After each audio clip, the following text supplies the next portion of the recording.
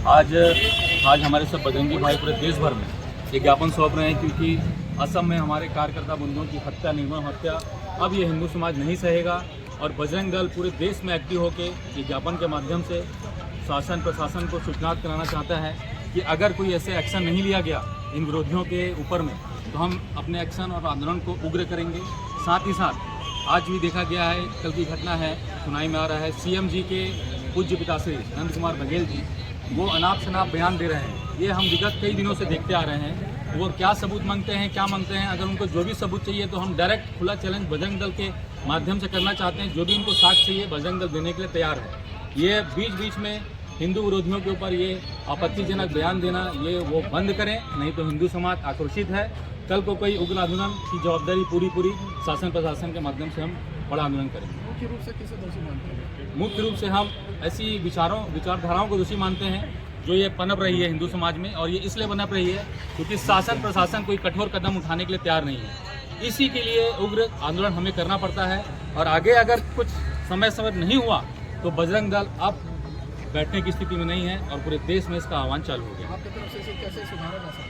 इसे अगर शासन प्रशासन कड़ाईते से कुछ ऐसा कानून लाया जाए कि विरोधियों के ऊपर शिकंजा कसा जाए, तभी इसका कुछ हो सकता है। वरना बजरंग दल अपने एक्टिव मोड में आने के बाद में पूरा तहस नहस करने के लिए एक्शन होती तो आप कार्रवाई तत्काल देखेंगे और वो होते चले जाता है। लेकिन हिंदू समाज के ऊपर जब भी ऐसे चीज़ कुछ होती है तो उसमें कभी नहीं होता। इसका सीधा उदाहरण है, कल की केस देख लीजिए आप। काले मोती के नाम में जो कम से कम लगभग 2.5 से 5 करोड़ रुपए लूट के जो चले गए, तो उसमें अभी तक ऐसा लग नहीं रहा कि प्रशासन ने उसको संज्ञान में लिया है। सिर्फ FIR करने से कुछ काम नहीं होगा। यहाँ के आदरणीय SP साहब हैं, उनके द्वारा कई छोटे वीडियो बना के दिए जाते हैं कि हमने महादेव कांड, इन सारे कांडों को पकड़ा जाता है।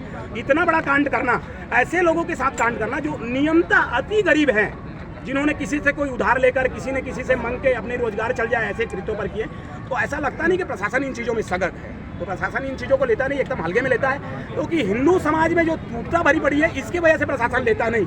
लेकिन बजरंग दल का एक काम है कि हिंदू समाज को अथाह एक धागे के रूप में जोड़ने का, वो काम बजरंग दल चलाते आ रहा है। जिस दिन धागा जुड़ जाएगी उस दिन हमको भी लगेगा हमारा काम वो नहीं करेंगे तो हम खुद करेंगे।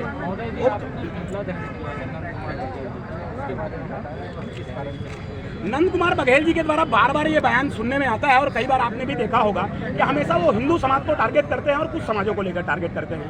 पहली बात तो उनका नाम खुद नंद कुमार बघेल है। उनके साथ में एक टिप्पणी करने वाले थे क्या, श्याम मानव, उनका भी नाम भगवान से जुड़ा हुआ है। भगवान कृष्ण के पिताजी को ही नंद कहा जाता था ना, यही कहा जाता था ना भगवान के पिताजी को, उनका नाम ही वही है। उनके दादा परदादा ने उनके अच्छे नाम, अच्छे कर्म को सोच के रखे थे, उनको थोड़ी मालूम था।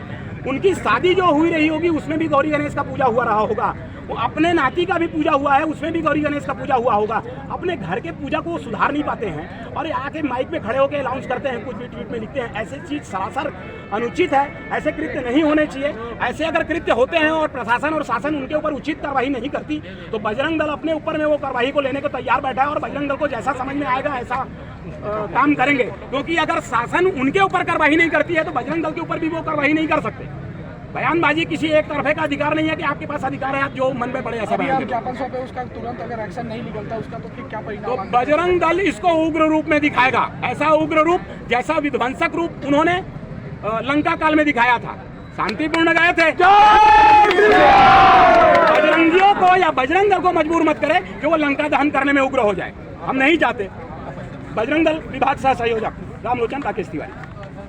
ये परिचय कम से कम एक परिचय और ले लो, छोटा सा, विभाग से आयोजक।